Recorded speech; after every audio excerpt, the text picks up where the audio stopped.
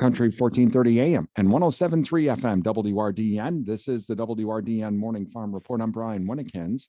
Joining us is Mike North with Ever.AG as we talk about the situation with the markets and with the recent invasion of Russia. And thank you to our newsmaker sponsors, including EMPI, Compeer Financial, also Synergy Co-op, Annabis Silo, Osseo Plastics, Wisconsin Farmers Union, and Alcivia Co-op. And Mike, well, we had a chance to talk on Thursday afternoon after the markets closed, but I guess first the market reaction was incredible with what happened throughout the day. Yeah, there was all sorts of things happening. Obviously, top of the stack would be the Ukraine story. And when you take a look at what's going on there, it's immediately going to impact grain prices by way of corn and wheat specifically. Any sort of question marks you put around the flow for 2022 crops into the hands of willing and active buyers is going to, create that ripple effect of who's going to provide it if Ukraine can't, where can I go get it? U.S. is a natural source for each of those products as we walk forward. So we saw that impact our prices, quite early overnight, whereby wheat and corn were both limit up. That drug the soybeans along with it. And, as you watched what was unfolding through the course of the day, you had the USDA in their Ag Outlook Forum put forward some numbers that put a little bit more back into the balance sheet, that pads our inventories a little bit. That was a little bit bearish the market. And on top of that, you have people now looking beyond the initial invasion, asking questions like, what does this mean to the broader world economy? Will we see the demand for these products remain as hot as they have been of late? And it really put a lot of knee-jerk trade back into the market really very quickly. Not very long after the open, we were pretty comfortable moving off of limit up pricing and trading product. And as you saw in soybeans, by the end of the day, trading $1.03 off of the high established overnight at our settlement price on new crop soybeans at 14.51.5, fully $1.03 off of the 15.55 high established in the evening. Mike, you mentioned, the global economy. Now, of course, now all of a sudden, Western countries, Western Europe and the United States and other countries are going to impose sanctions on Russia, and they could be pretty severe. But we've heard reports that China has kind of reached an agreement with Russia saying, well, don't worry about it. We got your back. We'll help you out. And Russia says, well, then we'll have your back with Taiwan. So is there a danger that this could spread where now all of a sudden we really haven't settled the trade war with China? I mean, we really haven't. And so could this spread here? Yeah, there's lots of things at play. And, for years, I've always said, don't listen to what China says, watch what China does. And they have paid lip service to Russia's actions in the Ukraine. They've essentially not come out like everybody else and called it an invasion. But at the same time, they have said, please respect international boundaries and so on and so forth. It'll be interesting to see what their physical actions are on the backside. If you allow me to put my tinfoil hat on for a minute, the reality is that China has had warships in the seas around Taiwan for the better part of 3 to 4 months. And, maybe China uses this as an open door to go and take actions of their own. To your very point, as we went into the Olympics, the big meeting between Putin and Xi, out of that came a lot of joint position statements like, Putin saying, we support China's position on Taiwan, and China saying we support Russia's position on the Ukraine, and a lot of glad handing between the two of them over different grievances, let's call them, that they shared against, the broader global political stage. Will this, become something bigger? Well, they've already cut a deal on energy. So Russia will provide energy to China, especially in the northernmost part of China, the easternmost part of Russia.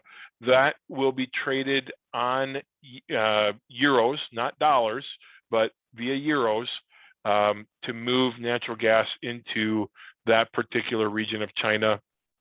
China has already come out and said, we will buy some wheat from you, although you can definitely tell there was some deep discussions about quality issues, because Russia had to essentially say, we will make sure that we are not selling you wheat with any sort of smut and, any sort of problems with quality. So you can tell that China was kind of drawing a line on quality, and China really caught Russia in a tight spot. China knows that Russia is still suffering from the 2014 invasion of the Crimea region of Ukraine, and they negotiated some really good terms for themselves. And that's where I think, when you look at the Russia-China relationship, China is in bed with Russia out of convenience, not commitment. And so they are finding ways that they can ally with Russia where it benefits them, but they're being very cautious to not politically make a lot of supportive statements or to provide a lot of support for Russia to make any further advances. Because after watching the sanction package that came through from the Western allies today, we sent the ruble to the lowest price ever. We've collapsed their marketplace, much like we saw our Dow doing earlier in the day before it advanced and marched back into neutral territory. Their market collapsed. China doesn't want to have that happen, and honestly, we don't want to have that happen either, because China provides us with a lot of raw material that we need in processing our own products. We don't want to get in a Chinese war, because frankly, they could shut down the flow of a lot of stuff to us that we depend on every day. We talk about how positive this is to commodities. Well, what happens if we don't get plastics and proper packaging so that we can cut and wrap cheese and move that into the hands of the retailer? What happens if we don't have proper packaging to be able to move from processor to distributor to consumer? There's a lot of stuff right now that could be severely disrupted if we're not really careful here. And like I say, watching China is going to be a very big thing in the coming hours and days to see what position they take, if any. Talking with Mike North with Ever.AG this morning. So Mike, for farmers, what do we do here? I mean, geez, when we talked about this, when we recorded this on Thursday afternoon, after the markets closed, I mean, I felt like I've been on the tilt-a-whirl all day. Keep buckled up, because the tilt-a-whirl is going to be running for a while. Reality is that, the best advice I can give is to be rational, to not jump off the deep end, which can happen in times like these. The best thing to do if you're selling grain is to look at the volatility in these markets, set appropriate sales targets, defend these prices with options. We've talked many times before, Brian, about how you put floors underneath the market. Here's a perfect time. We're going to be wrapping up the February averaging period for crop insurance as we close out the last few days of this month. Obviously, these higher moves, if they're realized with a closing price in positive territory, that really goes a long way to help secure and maybe add to our average. But we've got crop insurance tools, we've got options, we've got forward contracts. All of these tools should be put into full deployment right now. And I wouldn't stop with just this year's crop. I'd be looking at next year's crop. Most people probably didn't see it, but new crop soybeans printed a high of, or I should say 2023 soybeans printed a high of 1364 overnight. We saw a high of 603 on the 2023 corn price overnight. If your targets weren't in, you did not get them. And, we finished the day at prices much lower than both of those numbers. So be active, be putting targets out there to get some things sold. Put some puts underneath what is not sold. Make sure you're talking to your crop insurance agent so you know what your floors are and that you have the appropriate coverage on that side. But there's plenty of opportunity. So act rationally, put some action forward on the 22 crop, the 23 crop. And then, guys on the buy side of this, also, please be rational. In markets like this, you also have these same opportunities to try to buy at lower levels. If you're just now coming to the market and saying, oh boy, soybean meal is at, near $500 a ton, maybe I should do something. Well, that's where you should probably be talking about option strategies at this point. The opportunity and the hour to buy $300 meal, that passed 3 months ago. So reality is, don't run in and just start forward booking a bunch of stuff at really high prices. We watched how that particular type of action nearly took out the largest ethanol producer in the country in 2008. When markets change, they change quickly. You want to be able to participate in that. So option strategies right now are the best to tackle some of those type of things.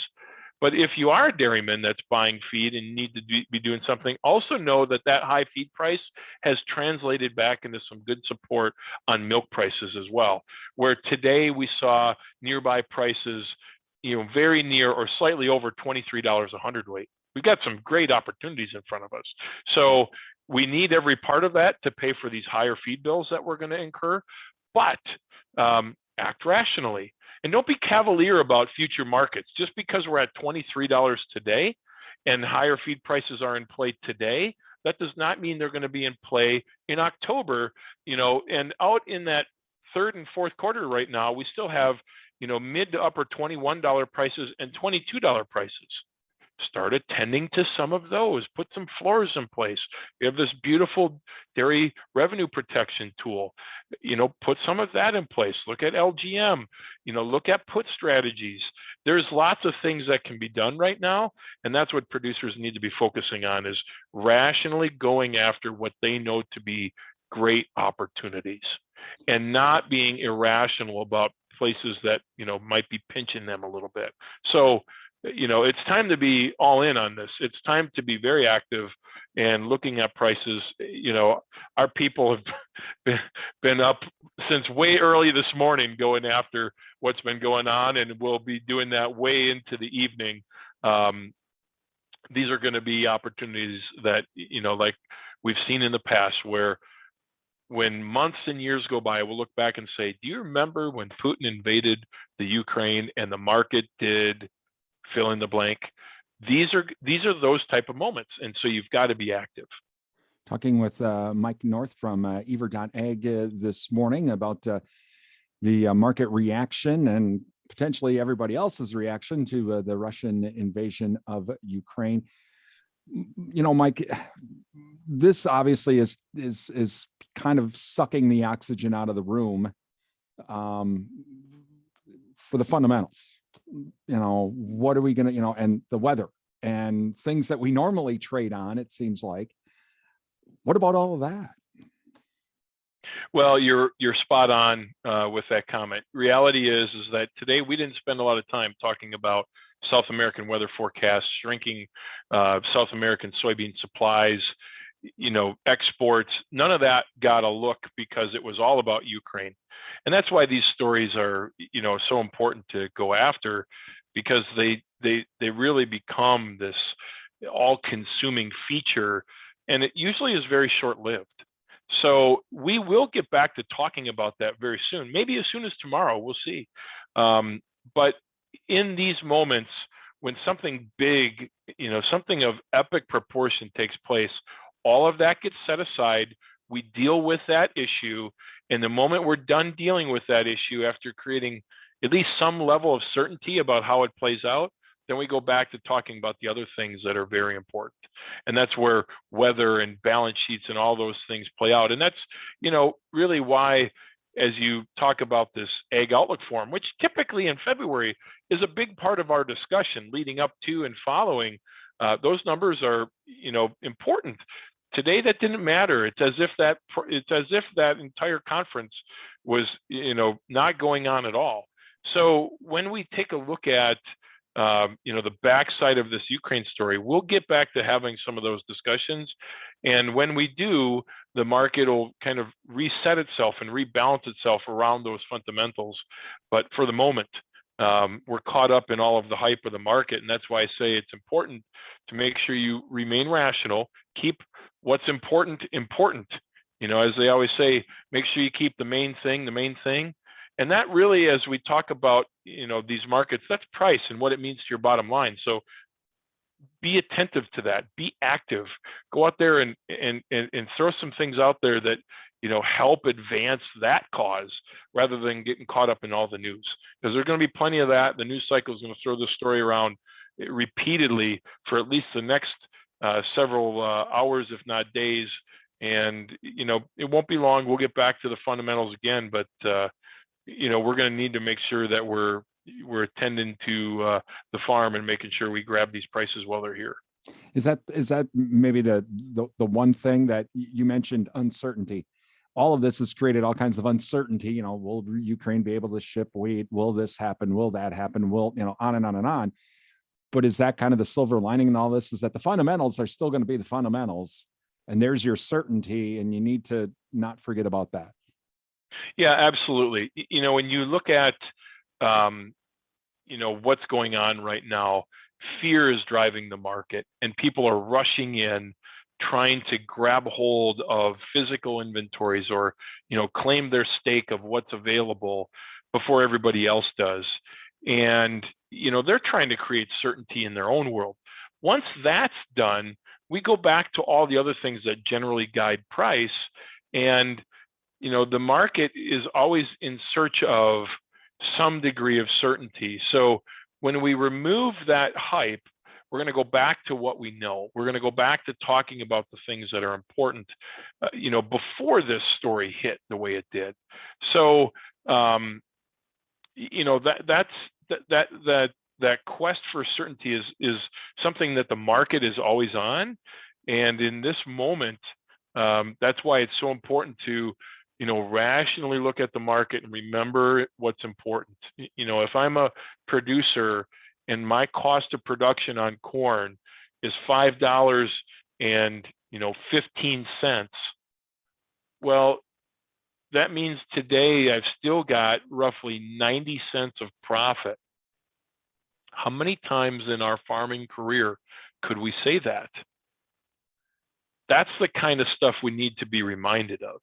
And so it's important to, keep things in perspective, go at these markets with, what we know to be right, and forget about all of this other noise. Place your targets, get some things out there. If I'm on the buy side of any of these markets that are most affected, i.e. I'm buying feed, use options, don't get super committed to really high prices. That's usually a dangerous approach. So, that's how you come at it right now. And Mike, if folks want to maybe reach out because they may not have any idea on even where to start with options or puts or things like that, how can they get a hold of you? So 2 ways. You can go to our website, Ever.AG. It's our name, it's our web address, www.ever.ag. Or give us a call. We can be reached in our Platteville office here at 608-960-4771. Well, Mike, I know you've had a long day when we recorded this on Wednesday, and you're going to be like me, having a long evening too, most likely, with all of this. And no, I won't call you at 4:30 in the morning, trust me. But even though I know that that's probably happening to you. But again, thanks for joining us. Yes, my pleasure. Good to be on with you, Brian. Mike North, and you're listening to the WRDN Morning Farm Report.